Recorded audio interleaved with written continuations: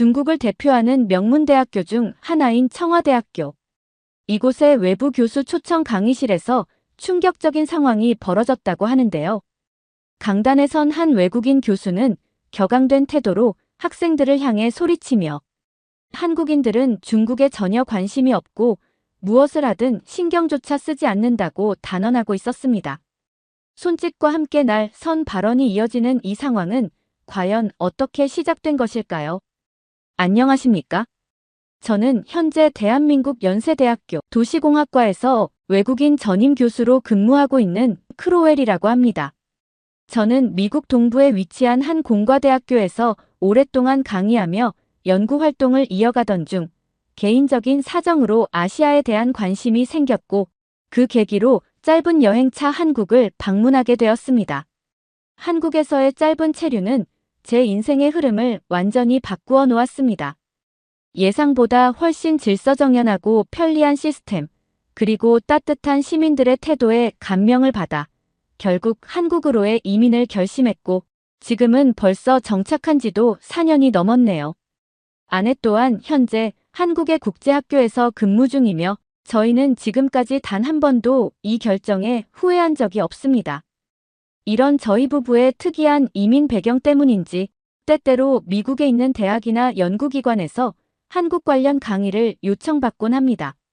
최근 세계가 주목하는 도시국가 모델이라는 제목으로 한국 사회의 발전 양상과 시민 편의 인프라를 중심으로 제 견해를 공유해왔고 이러한 강의는 여러 나라에서 폭발적인 반응을 이끌어냈죠. 그러던 어느 날 저에게 익숙한 미국 내 한 공과대학의 인사 담당자로부터 중국 청와대학교로의 외부 강의 초청 제안을 받게 되었습니다. 제게 맡기고 싶다는 강의 주제는 도시계획과 선진국 시민의식이었고 한국의 사례를 중심으로 구성해달라는 내용이었습니다. 저는 처음엔 조심스러웠습니다. 이유는 단순했어요. 중국과 한국 사이에 존재하는 미묘한 감정과 중국 사회 내의 일부 반한 정서를 알고 있었기 때문입니다. 그 점을 조심스럽게 전달하자 미국 측에서는 제 걱정은 기우라며 청와대학교 측에서도 한국의 호의적인 학생들만 따로 초청해 준비한 강의라 걱정할 필요가 없다고 장담하였습니다. 그렇게 저는 한 달 뒤 베이징행 비행기에 올랐고 생각보다 복잡한 절차 없이 학교에 도착하게 되었습니다. 안내를 맡은 담당자는 조금 무뚝뚝했지만 별다른 문제 없이 강의실까지 인도해 주었기에 저는 단순한 문화적 차이라고 생각하며 넘겼습니다. 그러나 강의실 문을 열자마자 저는 예상했던 불길함이 현실이 되었음을 직감할 수 있었습니다. 강의실 안은 예상보다 훨씬 많은 인원으로 가득 차 있었고 주제와는 전혀 상관없는 현수막이 벽면에 걸려 있었습니다. 외국인 교수 초청 특별포럼 한국 사회의 오해와 진실. 분명 제가 전달받았던 강의 주제는 도시 시스템과 시민 편의 인프라에 대한 것이었는데 제목부터가 이미 조롱의 냄새를 풍기고 있었습니다. 더 충격적인 것은 학생들의 표정이었습니다. 제가 입장하자마자 상당수 학생들이 저를 향해 의미심장한 눈빛으로 쳐다보았고 그중 일부는 노골적으로 비웃는 듯한 미소를 짓더라고요.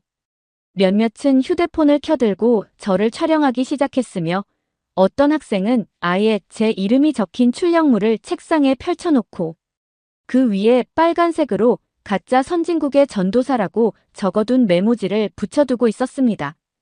그 순간 저는 직감했습니다. 이 강의는 단순한 초청 강의가 아니며 저를 초대한 목적은 지식 교류가 아니라 조롱을 위한 연출된 공개 자리였다는 것을요. 그리고 아마 학생들은 이미 며칠 전부터 외국인 교수가 한국을 옹호할 것이니 이를 비판하자는 식의 사전 교육이나 메시지를 전달받았을지도 모른다는 생각이 들었습니다.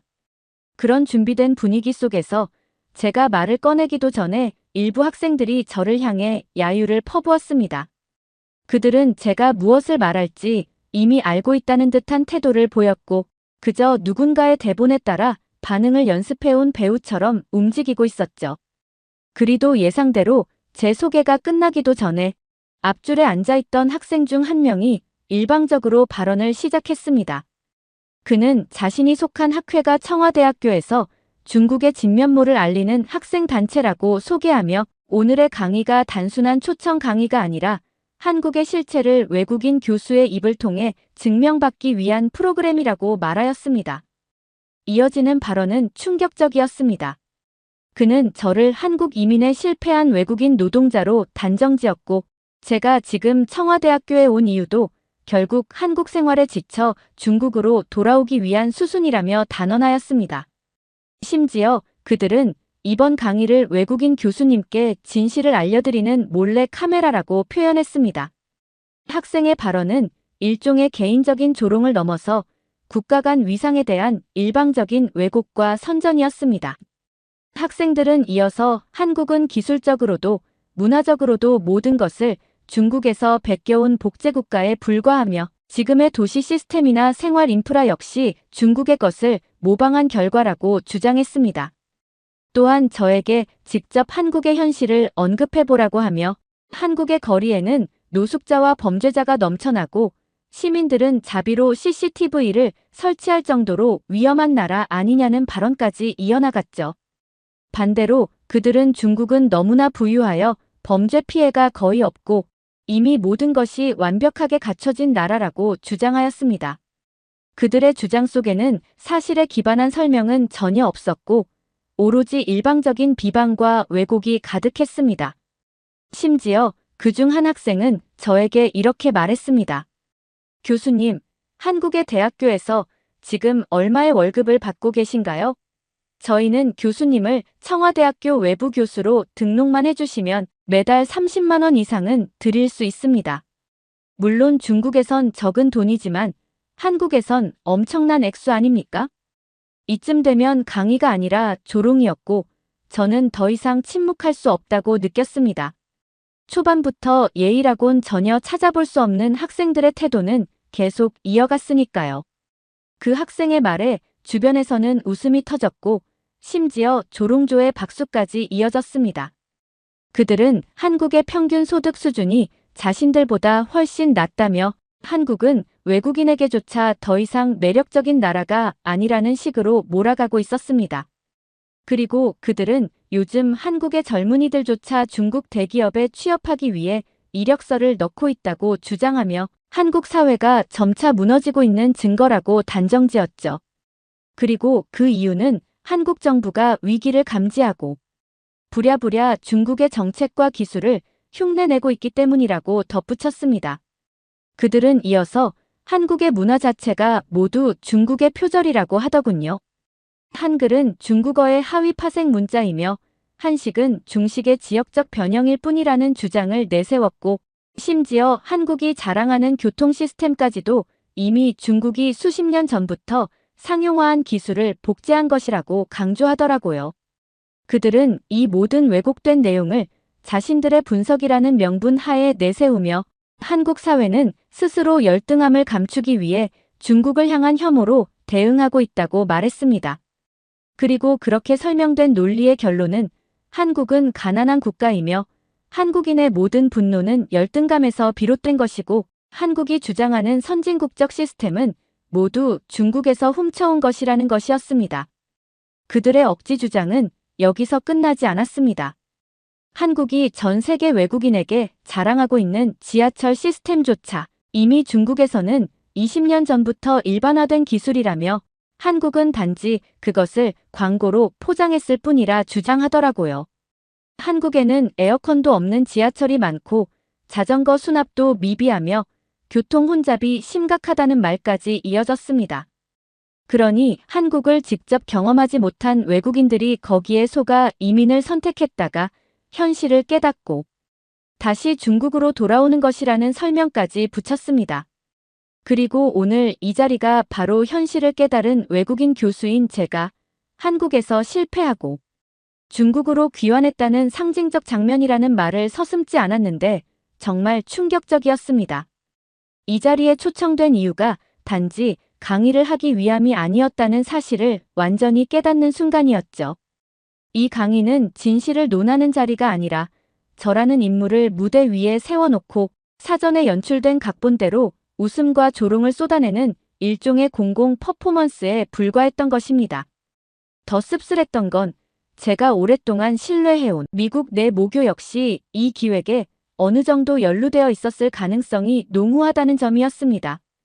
표면적으로는 한국에 관심 있는 중국 학생들만 선발했다는 설명이 있었지만 그건 진실을 가장한 포장일 뿐, 이 자리에 모인 학생들은 오히려 철저하게 한국을 비하하고 조롱하는 역할을 부여받은 출연자들에 가까웠습니다. 그때부터 저는 이 강의가 지식 전달이 아니라 사전 각색된 정치적 메시지를 외국인 교수의 입을 빌려 왜곡하려는 선전 도구였다는 것을 직감하게 되었습니다. 학생들의 조롱이 계속될수록 저 역시 이제부터 교수로서 지켜야 할 예의 따위는 더 이상 의미 없다고 느끼게 되었습니다. 그들 중 한 명이 거침없이 발언을 이어가던 도중 저는 자리에서 조용히 일어섰고 그들의 발표가 끝나자마자 강의실을 천천히 둘러본 뒤 말없이 제 스마트폰을 들었습니다. 사실 이 모든 상황은 이미 조용히 영상으로 기록 중이었거든요. 카메라를 눈앞에 들어 올리자 학생들의 얼굴에 당황한 기색이 떠올랐습니다. 일부는 눈빛을 피했고 몇몇은 당황한 듯 작은 소란을 보였죠. 하지만 저는 침착하게 그 자리에 서서 이제는 제가 말할 차례라고 했습니다. 이미 교묘하게 짜인 프로그램임을 알게 된 이상 저는 이 자리를 조용히 떠나기보다 이들이 가장 듣고 싶지 않았을 진실을 반드시 이야기하고 싶었거든요. 저는 한국에서의 실제 생활을 기반으로 차분하게 반박을 시작했습니다. 먼저 그들이 주장하는 모든 팩트에서 한국과 중국의 이름만 바꾸면 대부분의 문장이 진실이 된다는 점부터 지적했습니다. 한국이 중국보다 열등하다는 주장은 오히려 정반대로 한국은 중국에 대해 아무런 감정도 관심도 없으며 일부 한국인들 사이에서는 오히려 중국인을 성가신 존재 혹은 통제되지 않는 위험 요소로 여기는 인식마저 생겨났다는 현실을 이야기했어요. 중국은 지금 세계 여러 국가에서 정치적 신뢰도와 시민의식, 그리고 기술력에 대해 동시에 의심을 받고 있는 유일한 국가이며 다수의 국가에서는 자국 내 중국인을 대상으로 한 범죄 대응 지침까지 별도로 마련하고 있을 정도로 국제사회에서의 이미지가 위태로운 상태라는 점도 꼬집었습니다. 그런데도 불구하고 이들은 아직까지도 한국이 자신들을 부러워한다고 믿고 있었고 저와 같은 외국인 교수들이 한국에서 실패하고 중국으로 돌아오는 것이라 착각하고 있더라고요. 가장 아이러니한 점은 정작 한국에서는 중국에 대해 전혀 관심이 없다는 것이었습니다. 그저 뉴스 한두 줄로 접하고 지나칠 뿐 감정적으로도 정책적으로도 실질적으로도 중국은 더 이상 한국인들에게 어떤 열등감의 대상이 아니라는 사실을 이들은 받아들이지 못하고 있는 듯했어요. 그러나 이 학생들은 이 단순한 현실조차 받아들이지 못한 채 여전히 한국이 자신들보다 열등하다는 전제를 바탕으로 저를 향한 공격을 이어가고 있었던 거죠. 감정이 격해진 제가 한국은 중국인에게 아무런 관심도 없고 오히려 성가신 바퀴벌레처럼 여기고 있다는 표현을 꺼낸 순간 강의실 분위기는 순식간에 난리가 났습니다. 학생들은 일제히 자리에서 벌떡 일어나 큰 소리로 반발했고 일부는 감정을 제어하지 못한 채 비속어를 내뱉기 시작했습니다. 마치 경계심을 잃은 원숭이 무리처럼 과장된 제스처와 큰 목소리로 대응하던 그 장면은 더 이상 학문을 논하는 공간이라고는 보이지 않았죠. 학생들의 격한 반응에 놀란 듯 청와대학교 측 관계자들도 마침내 상황의 심각성을 인지해 곧바로 교직원 복장을 한 보안 요원들이 강의실 뒷문을 통해 들어왔고 누군가는 조용히 제게 강의 종료를 요청하려고 다가왔습니다. 하지만 저는 그들에게 강의실 전체 상황을 영상으로 녹화하고 있으며 지금 이 시점에서 강제적으로 강의를 중단시킬 경우 외부 언론에 이 자료가 제공될 수 있다는 점을 분명히 알렸습니다. 그 순간부터 아무도 제게 손을 대지 않더군요. 아마도 그들은 제가 실시간으로 방송 중이라고 오해했을 수도 있겠습니다. 그리고 저는 30분만 더 말할 수 있도록 해준다면 조용히 이 자리를 떠나겠다고 말했습니다. 그리고 저는 발언을 계속 이어갔어요. 저는 그들에게 묻고 싶었습니다. 이 자리에 있는 학생들이 정말 중국에서 가장 영향력 있는 대학의 인재들이 맞는지 말입니다. 하지만 지금 제 눈앞에 있는 그들의 모습은 한국이라는 나라에 대해 아무런 실체적 이해 없이 단지 자신들이 믿고 싶은 정보만을 반복적으로 되새기고 있는 모습뿐이었거든요. 그들은 제가 한국에서 겪고 있는 만족스러운 삶을 부정하고 싶었고, 한국이라는 나라가 실패했음을 저 스스로 인정하기를 원하는 듯 했죠. 하지만 현실은 그 반대였습니다. 지금 한국은 전 세계에서 가장 많은 외국인 전문 인력이 유입되는 국가 중 하나이며 기술자, 디자이너, 의사, 엔지니어가 자발적으로 한국을 선택하고 있잖아요. 물론 중국 학생들 입장에선 이해하기 어려운 일이겠지요. 자칭 대국이라 불리는 중국이 지리적으로도 크고 인구도 훨씬 많으며 각종 국가기관은 매일같이 중국이 세계의 중심이라고 선전하고 있는데 왜 많은 외국인들은 굳이 그보다 작은 한국으로 향하고 있을까 하는 의문이 들 수밖에 없을 겁니다. 그리고 저는 간단한 예를 들어 설명하기 시작했어요.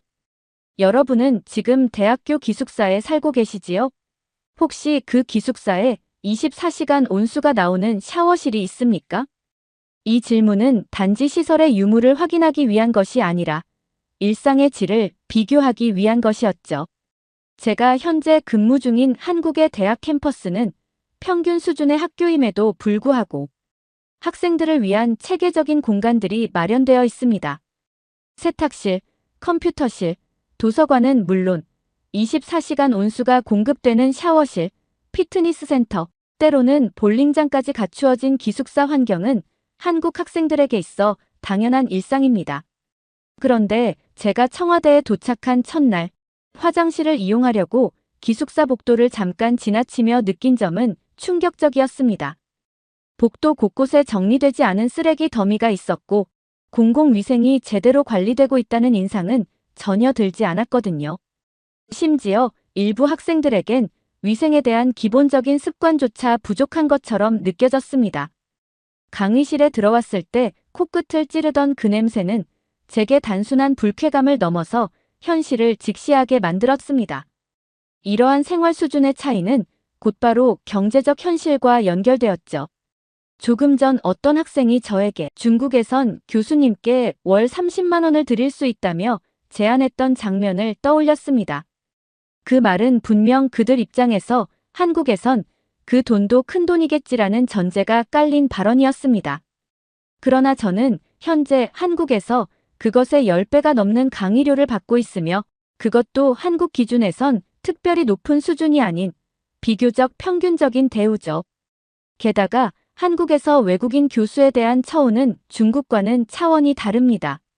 단순히 급여 액수만의 문제가 아니라 강의 환경, 연구 지원, 생활의 질 등 모든 면에서 체감 차이는 극명하게 다르니까요.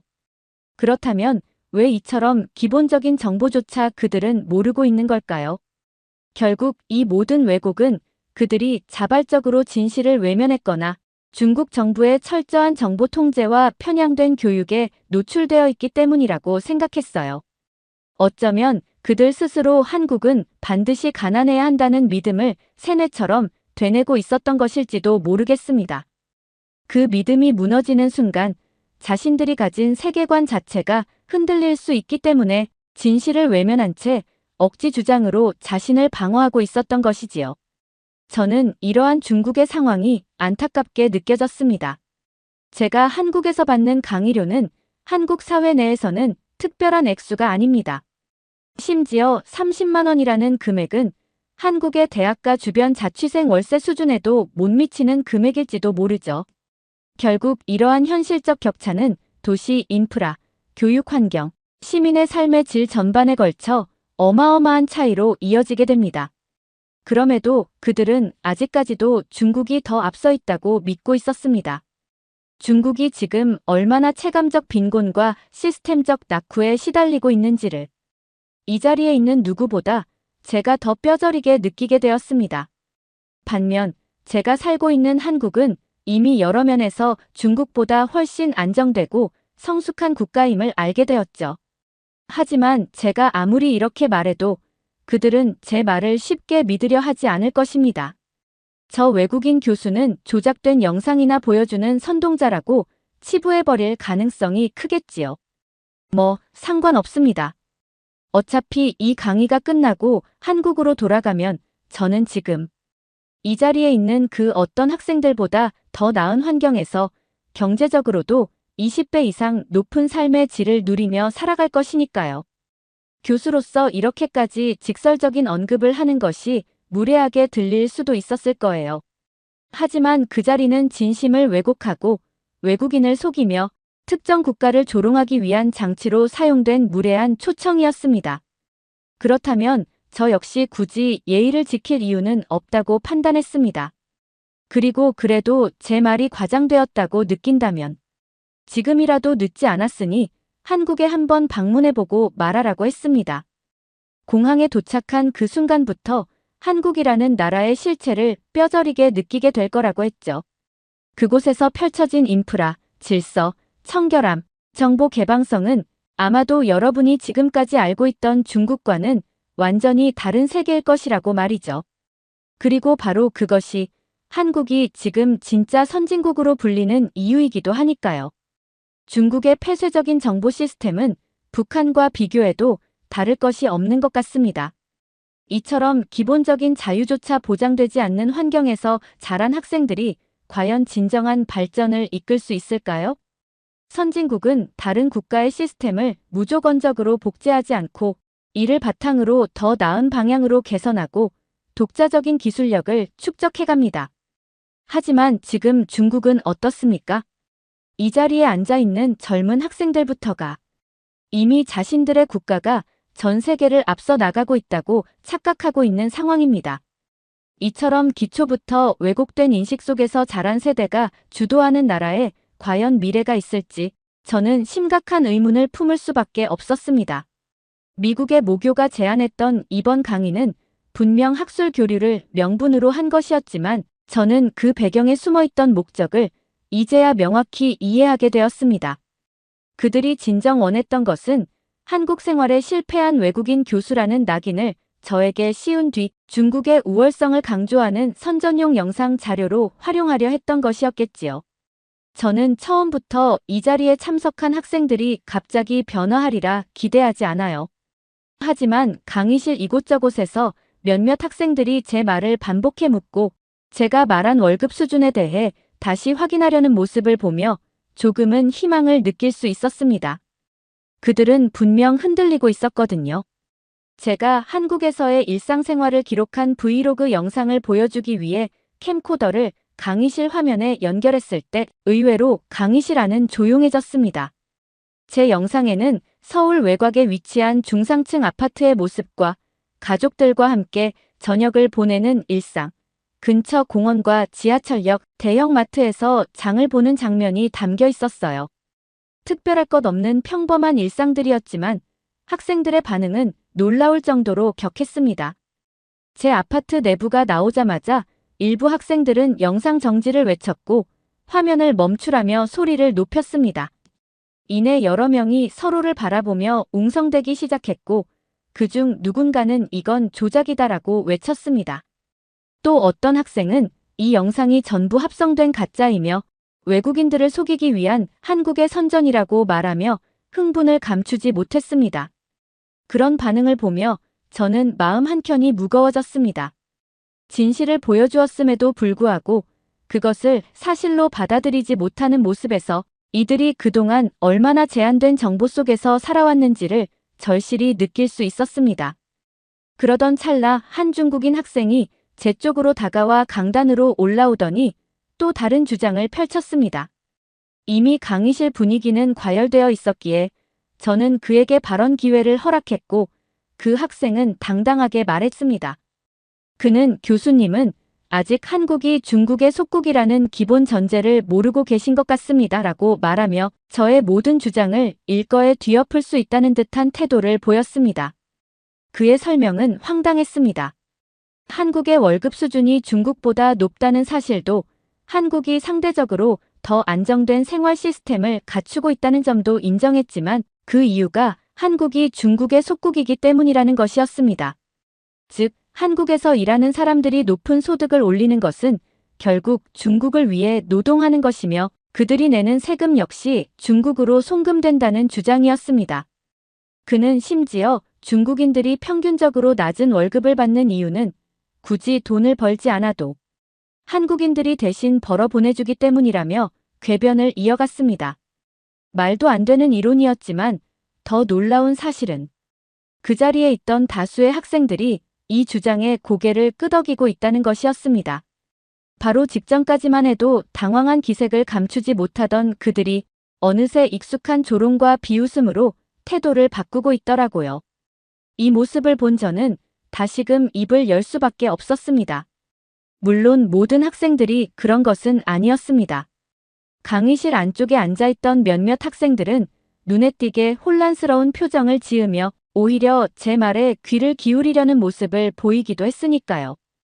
그래서 저는 한국의 병원 시스템을 예로 들며 다시 설명을 시작했습니다. 여러분, 혹시 중국에서는 저녁 7시 이후에도 자유롭게 응급실을 이용할 수 있습니까? 이 단순한 질문 하나에 강의실 안은 조용해졌고 학생들은 서로의 얼굴을 바라보며 대답을 망설였습니다. 그리고 이내 몇몇 학생들은 이렇게 말했습니다. 전 세계 어느 나라든 밤이 되면 병원은 문을 닫지 않나요? 한국도 마찬가지 아닐까요? 저는 조용히 고개를 저었습니다. 지금 한국에서는 시간에 관계없이 병원을 이용할 수 있으며 야간 응급의료 시스템은 물론 휴대폰 앱을 통해 의사와 영상 통화로 진료를 받고 약을 택배로 받을 수 있는 시스템이 이미 정착되어 있다고 말했습니다. 그 말에 몇몇 학생들은 정말 믿을 수 없다는 듯한 표정을 지었고 어떤 이들은 헛웃음을 터뜨리기도 하더군요. 하지만 그것은 부정이 아니라 충격에 가까운 반응처럼 느껴졌습니다.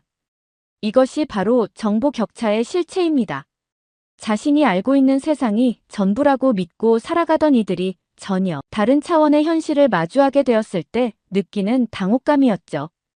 그리고 저는 지금 한국에서의 삶은 단순한 경제 수준의 문제가 아니라고 말했습니다. 의료, 교통, 복지, 치안, 교육 등 모든 부분에서 시민의 편의를 중심으로 구성된 선진 시스템은 외국인인 저조차도 감탄할 정도라고 했죠. 하지만 그 모든 것이 지금 이 자리에 있는 중국인 학생들에게는 전혀 상상조차 되지 않는 이야기인 것입니다. 저는 그들에게 지금 여러분이 겪고 있는 충격은 오래전 서구 제국의 탐험가들이 아프리카 대륙을 처음 마주했을 때와 비슷한 경험일지도 모른다고요. 지금 한국인들에게는 이 모든 삶의 방식이 너무나도 익숙합니다. 편리한 교통, 언제든 이용 가능한 의료 시스템, 투명한 행정과 시민의식. 이러한 시스템은 더 이상 특별하지도 자랑할 만한 무언가로도 여겨지지 않고 있다고 말했죠. 그저 당연한 일상이 되어버렸기 때문입니다. 그래서일까요? 한국인들은 다른 나라를 보며 우리가 더 낫다는 식의 호들갑을 떨지도 않습니다. 누군가 한국을 향해 중국의 속국이다, 가난한 복제 국가다라며 비난해도 한국 사회는 거기에 반응조차 하지 않습니다. 왜냐하면 이미 비교할 필요가 없다는 것을 알고 있기 때문입니다.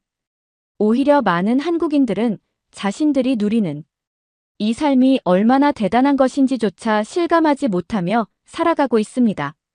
그만큼 일상의 수준이 높아졌고 그만큼 성숙한 시스템 위에 올라와 있다는 방증이기도 하니까요.